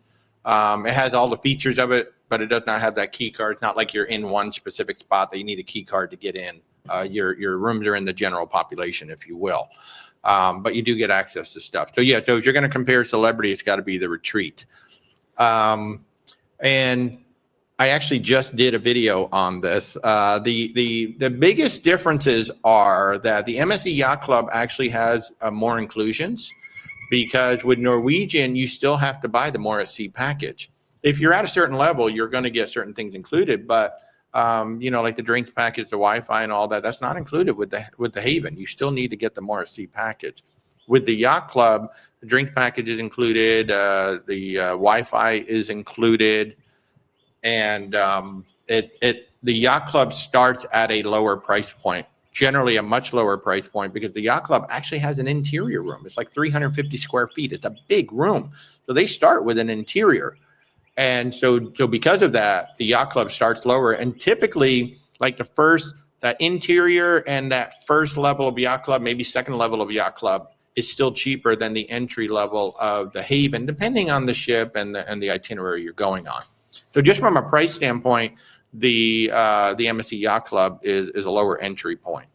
Other than that, go ahead. Well, the other thing with the NCL Haven is it can be very different depending on which ship you're on. Some of the older ships. Same thing with the yacht club. Well, but you expect, the Haven restaurant and the Haven bar and the Haven doesn't exist on the older ships. They may give you like breakfast in one of their specialty restaurants, but you have to also pay attention to which ship you're on. Which is one of the things that I covered in the video, because when you're comparing yacht club to Haven to, let's say, the Retreat, even like with Celebrity, it's completely different on the Edge class ship than it is on the other ship, because the Edge class ship were built with the Retreat as part of the design. With the Solstice class ship, they had to add it in. And same thing with the Millennium.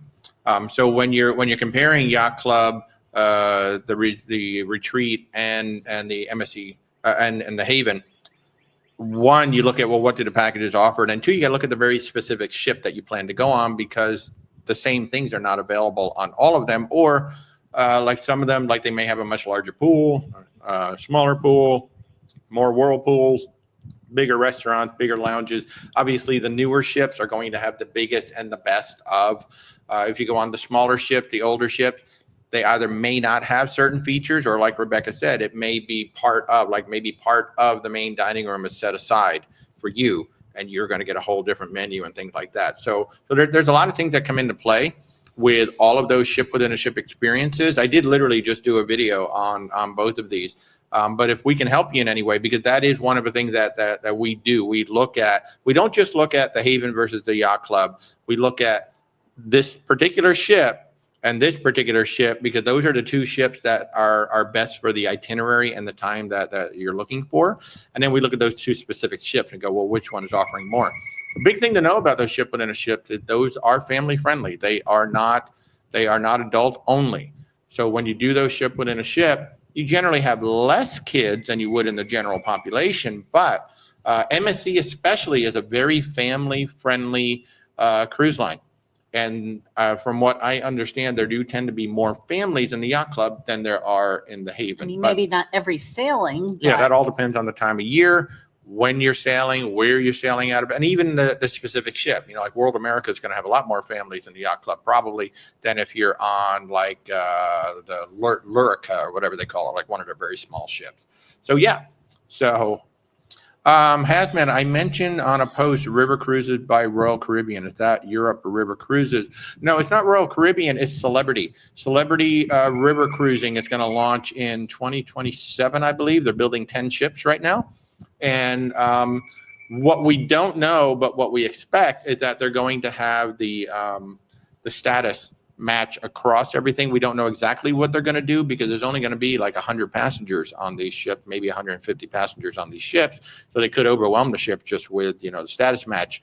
But it is Celebrity River Cruises. And I want to say it launches in 2027. They say they're starting with 10 ships. Interesting thing about river cruising is you can't just simply build a ship and just send it out on the rivers. You actually have to make the ship specific for the rivers that they're going on, at least to a certain extent.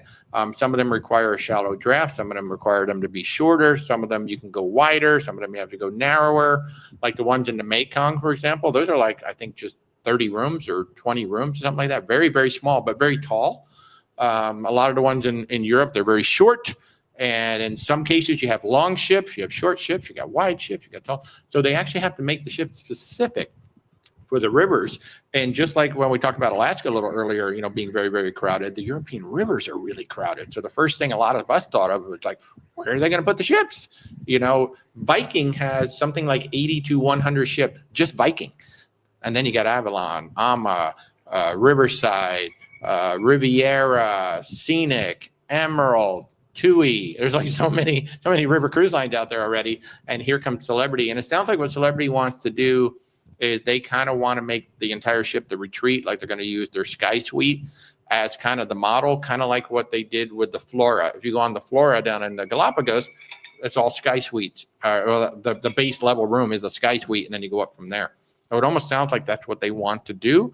It also sounds like they're not going to be fully all-inclusive, like most river cruises are more or less all included, where everything on board is included and usually one shore excursion. It does not sound like Celebrity's going to do that. It sounds like they're going to run it basically like their ocean lines. But there's a lot to be said, a lot to be learned. They go on sale, I think, this summer or this fall. They're going to go on sale. So yeah.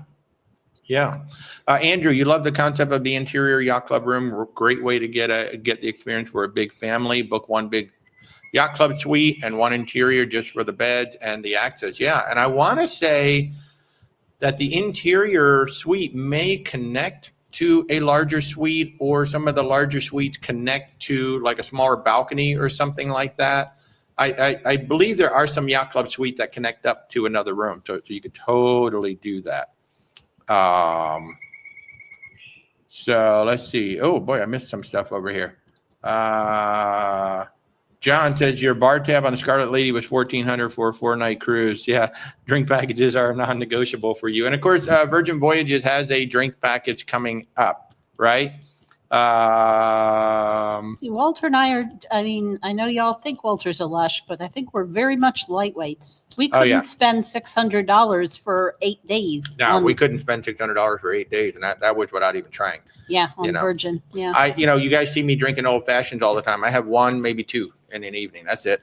I don't really drink much during the day other than coffee. You're going to see me drinking coffee all day long. So yeah. Have I received a free casino cruise? No, and nobody ever has, to be honest with you. Well, we don't ever play in the casino, yeah. So I used to be in the marketing department for one of the world's largest casinos for 2.5 years. So one thing everybody has to understand: the house always wins. Doesn't matter what you think you're getting, you're never getting a free cruise. I would guess 90% of casino players who go on a cruise, on a free cruise, you are spending more than almost everybody else. You would have spent less just by booking a room. I mean, maybe not the first time or two, because they want to. Oh yeah, no, they want to keep you going. So yeah, like the first go, you're like, yeah, I'm getting my free cruise. That's exactly what we want you to do. And I used to do the marketing, and it was my job to make you believe you were getting free rooms at the casino. You were not getting free rooms at the casino. Let me tell you, we were making money hand over fist with you guys. It was the people who were paying to stay at the resort. We were making less money per person per day with them than we were with the free casino players. So you can bet that the ships are making the same thing. And our whole job is to make you believe that you're getting something for free. It catches up to you. And it usually catches up with you, I would say probably by cruise 2, maybe cruise 3, it's going to catch up with you. And then it's just going to be rolling in profit from there, because then you're hooked. Then you're hooked. So it's just really, really funny. Aaron, you've been avoiding Norwegian and MSC, but the Aqua and World America have your full attention. I'm telling you, Norwegian just doesn't have as good of a value with the more at sea than some of the others do. MSC is certainly, you can't knock the price. And you've got ships coming out to the West Coast. You do have a ship, you're going to have a smaller ship. You're going to have a smaller ship doing Alaska in 26.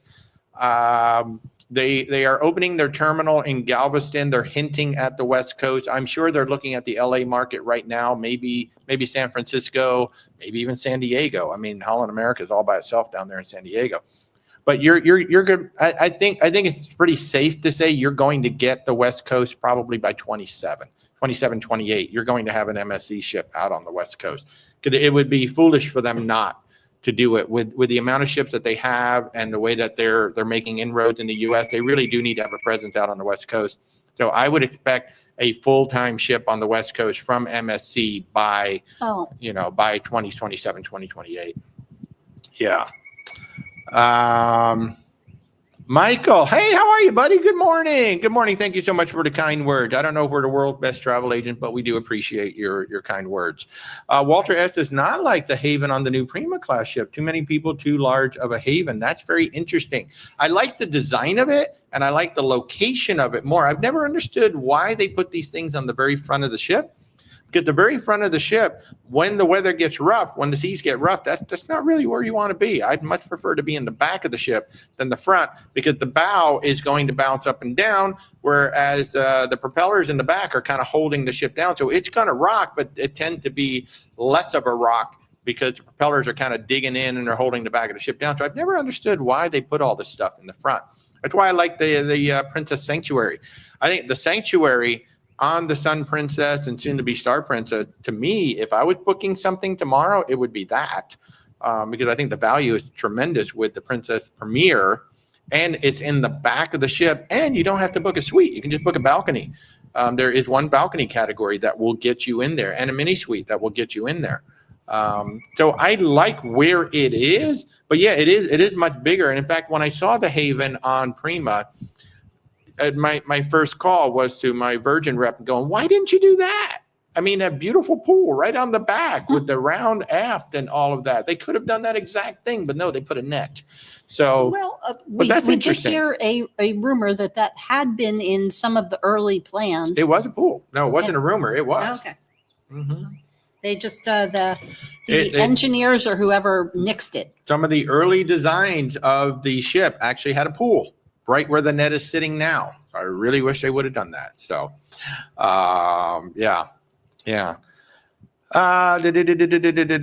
Let's see. Long ship, short ship, red ship, blue ship. I love that. That is hilarious. Rhonda, have I heard about the Viking Vila's infamous first cruise? I have not. You're welcome, Donna. Have an amazing day. Thanks so much for tuning. Oh gosh, yeah, it is almost noontime. Thanks for tuning in, Donna. John, Norwegian for you is not about the haven, but a basic balcony room and spend the money on specialty dining each night. That's a great way to go. And they have that club balcony suite, which is a really good deal. Basically, and I don't know why they call it a club balcony suite. It's kind of a weird name, but it's the equivalent of the mini suite on Princess. You know, you get that full size sofa next to you and all of that. So I think John's in a good point there. You know, the haven is nice. And we do have clients that book the haven because that is what they want, but you don't necessarily need it on Norwegian, especially if you want to go specialty dining. Now, on the non-Prima class ship that don't have the indulged food hall, I will say that I think the buffet is rather basic, breakfast, lunch, and dinner, and the main dining room. You're not going to go hungry, but you may not be the most excited with the main dining room.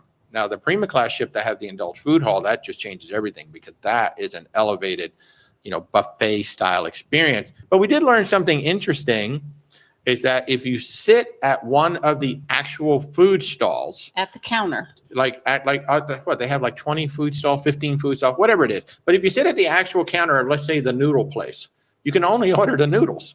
You can't order from any of the other places in the indulged food hall. So if you want to order from everything, you've got to just pick one of the random tables, just a table that's not attached. I don't know why they do that. That's kind of dumb. Yeah. But yeah, I mean, I guess in the one case you can go, okay, I got my noodles. Now I got to get my exercise. Let's walk 20 steps and let's sit down in this place. But that is interesting that they do that with the indulged food. The other interesting thing I've heard of, and I don't know this is just a technology problem that's being worked on, but apparently if you try to order your paid beverages from one of the iPads in the indulged food hall, it wants you to pay for it even if you have a package. Like literally the only way to get your included beverage is to order from an actual server. Oh, okay. Well, it keeps them employed. That's good. Well, they have to bring you the food anyway. So. Yeah.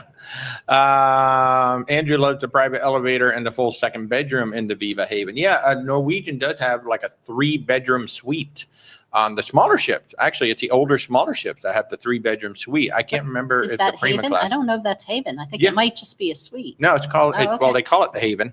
Okay, then it's Haven. I called the think Haven, I can't remember because Norwegian's confusing too, because they have some rooms that are suites, but they aren't the Haven. Yeah. Andrew thinks So- it resolves itself ordering a drink on the kiosk. Like you may just have to have the server go in and do it. So, yeah. What do I think of MSC announcing they're developing a second private island in the Bahamas? What they're actually doing, when the ship comes in, the ship always backs in. And if you look behind the ship, if you're looking straight back from the ship and you turn to the right, there's like this little island right there. And I've always said, the 2 times we went there, I'm like, that would be kind of cool if they did a little private something. That's what they're doing.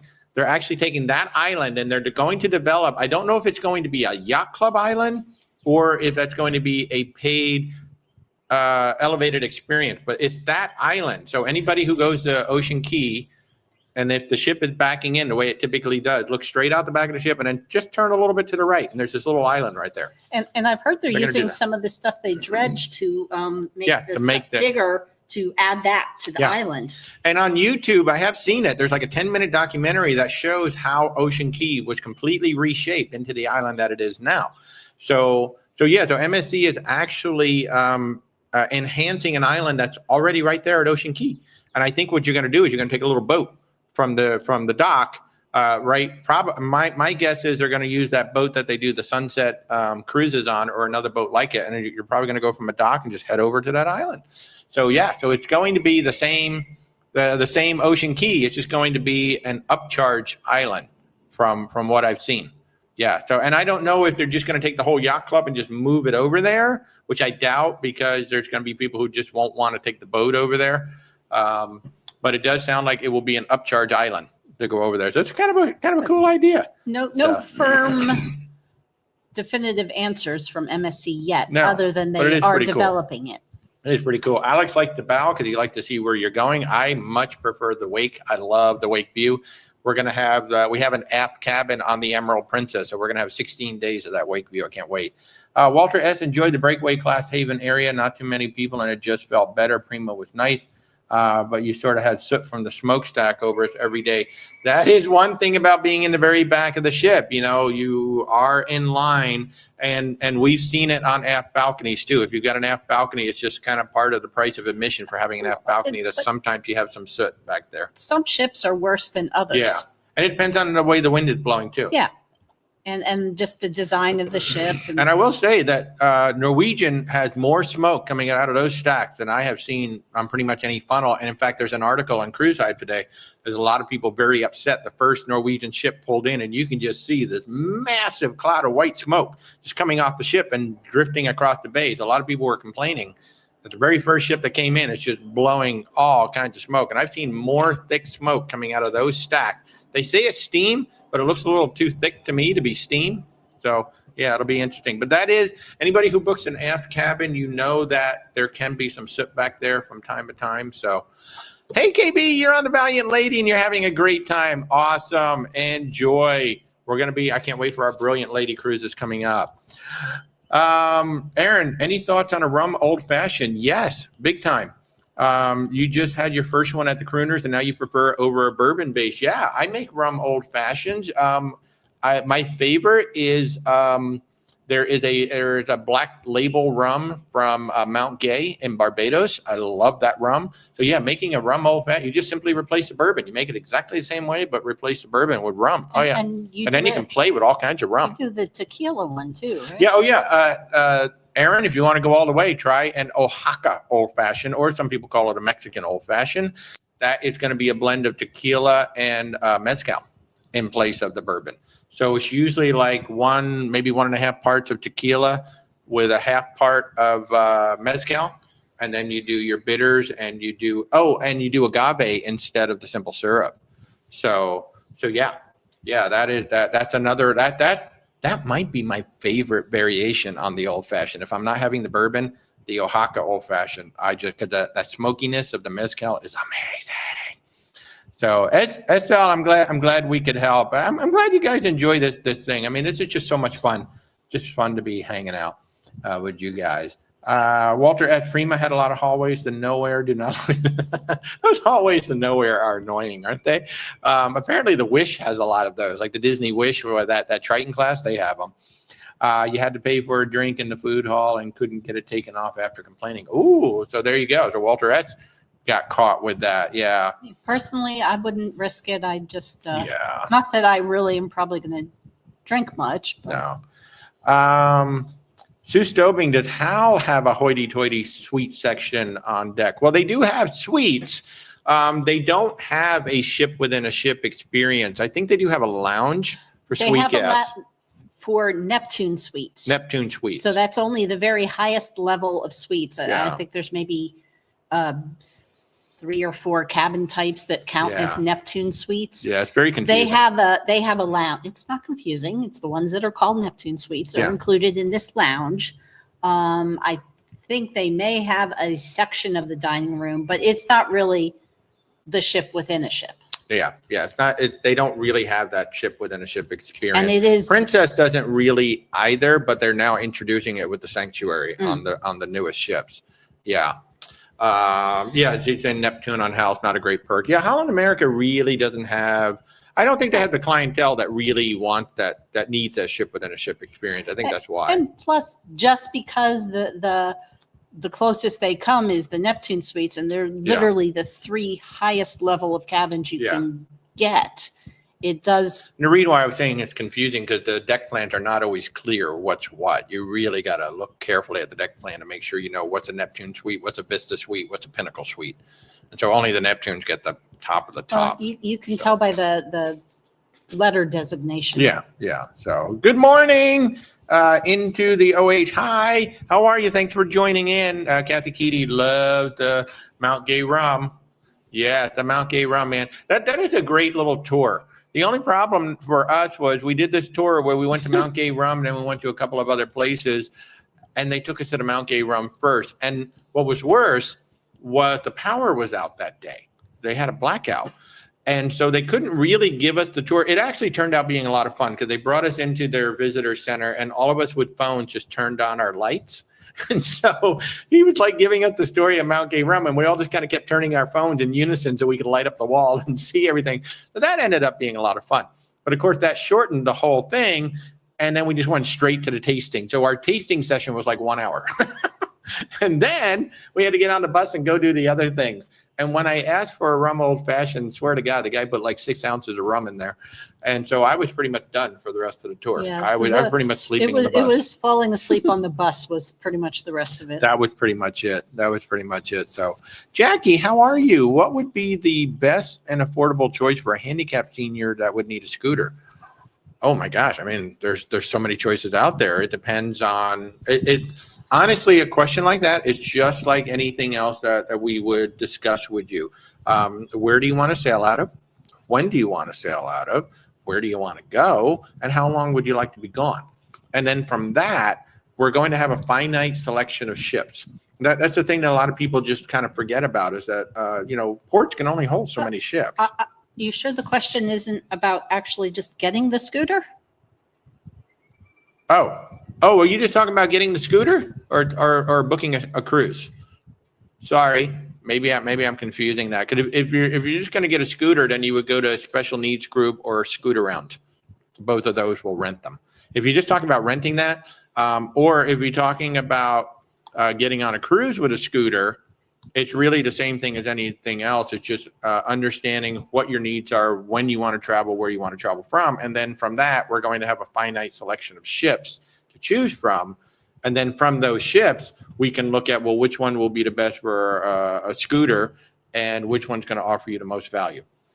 But if you're just looking to rent a scooter, Scoot Around or special needs group, those are the two that you would rent from. And we do assist our clients with renting them, but only as part of a travel package. We do not do those as an a la carte service. So yeah, same with insurance anymore too.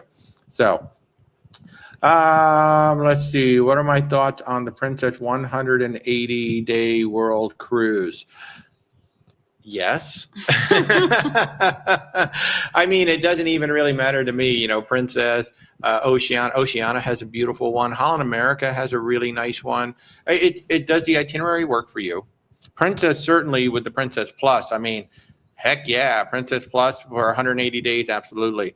But does the destination work for you? Does the price work for you?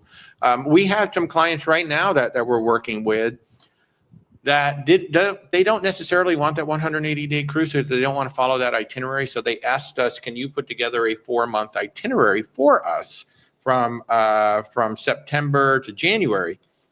And they just said, this is the route that we want to go.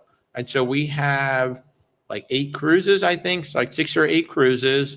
And we've got a mix of Norwegian and Holland America, Princess, Azamara, Viking.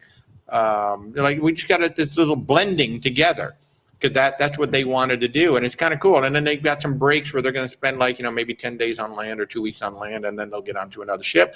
And we got other stretches where they're going to spend like, 45 days straight on ships. So yeah, I mean, the 100, the 180, the 130, the 211, the 110, there's a lot of variations. And that 180-day world cruise, you don't have to book it as a 180-day world cruise. You can book it in smaller portion. You can book individual legs of it, which is kind of cool. So yeah, I mean, if you want to chat about it, just reach out. We'd be more than happy because it is one of those things where you kind of compare. Because a lot of the world cruises are leaving around the same time, like December, January, February. That's usually about the time that all of these cruises start. And, we could certainly take a look at the Princess one that you're looking at. We can look at some of the shorter legs. We can look at Holland America. We can look at Oceana. We can look at Azamara, because sometimes, what's included is not the same as what's included with this one. Are you actually going to get to stop at some of the ports? Like one of the things that was very important for them was, we want to see that option where we can actually go to Antarctica and actually get, actually go on the icebergs, go on land. And, like Celebrity has one, and I call it a drive-by, where you're going to spend 3 days going through Antarctica, and with binoculars, you're going to see things, but you're not going to get on a Zodiac, and you're not going to go right up. Whereas Viking, you're going to be right next to the glacier. You're going to hop on a Zodiac, and you're going to go up, and you're going to see the penguins up close and things like that. And the other nice thing with Viking is they have a marina sort of thing inside the ship. So you are boarding the Viking Zodiacs and kayaks and whatever. You're doing that from inside the ship, so you don't have to do it like on the outside platform. And they have this amazing 270-degree theater where they'll have a screen and they show you all this stuff, and then the screen goes up into the ceiling and it's just glass. 270-degree glass in the front of the ship. Unbelievable. Yeah, really want to go amazing. Want to go on that so bad. Travel, yes, you're on the World America now. It's a sophisticated beauty. I swear, I want to know the chrome budget for MSC cruises, because there is more chrome on any individual ship than I have seen in all of Las Vegas. And I've gone to Las Vegas like 20 times. There is so much chrome on an MSC ship. You've never seen anything like it. I'm glad you're having a good time on there. We will be on the World America one day. Haven't set a time yet. So, Andrew, you'd love to see the turn itinerary for that. It is super cool. It actually is cool. What Rebecca did was she has all these cards. We have these 3x5 cards, and we were just laying them out on the table because that's kind of what we had to do. So I presented the first pass yesterday. We were on the phone for about 70 minutes last night. We went through the whole thing, and now they've got it. So they're looking at it. They've already said, well, we already know that we're going to want to make some changes. That's great because Rebecca has a whole bunch of things up her sleeve. And then if we need to look for something else, we can look for something else. But do I know if the Star Princess will be a nice option? Well, based on the Sun Princess, this should be a beautiful option, especially if you do the Sanctuary. Now, the Sun and the Star have unique sanctuaries when it comes to Princess cruises. But all the rest of the ships, you can buy a day pass, you can buy a week pass, things like that. With the Star and the Sun, they now introduced the Sanctuary Collection, which is the ship within a ship. You have to book specific staterooms in order to be able to go to the Sanctuary sun deck and pool, the restaurant, the lounge, and I think there's one other thing too. And it comes automatically with Princess Premier. So they have a balcony category. They have, I think, 2 mini suite categories and then all of the suites. And then that gets you access to the Sanctuary upstairs. I was disappointed by the dome. I think the dome was just too small for what they were trying to do. But the rest of the ship is just gorgeous. I love the piazza. Oh my God, I love the piazza. And the hibachi, I think, was one of the best hibachis at sea. It was really, really good. So with that, I mean, I'm actually 10 minutes over. Thanks, guys. We're usually out of here at noon, but I've got some work I need to do. I've got some meetings I need to do. So again, I'll wrap this up by saying, folks, if we can help you in any way with your travels, just reach out. where'swaltertravel.com. Our services are truly 100% free to you. Somebody asked me recently, how many trips have you booked? We're somewhere around 1,000, 1,100 in our first 2.5 years in business. So we're very thankful to all y'all for allowing us to be your travel partner. And, if we can do anything for you, plus I'll remind you Thursday night, Virgin Voyages is going to be here. And we're hoping that we may have some special pricing on that Quebec trip, Quebec to Miami. So if you want to join us for 13 days going from Quebec to Miami on the Brilliant Lady, we may have some special pricing for you coming up this coming Thursday. So thank you all for joining us wherever you are in this amazing world. I hope you have an awesome rest of your Sunday. And we'll be right back here at 10:30 a.m. next Sunday morning. And of course, on Thursday night at 8 p.m., come join me with the amazing Tamika from Virgin Voyages. So everybody, have a great Sunday. We'll see you soon.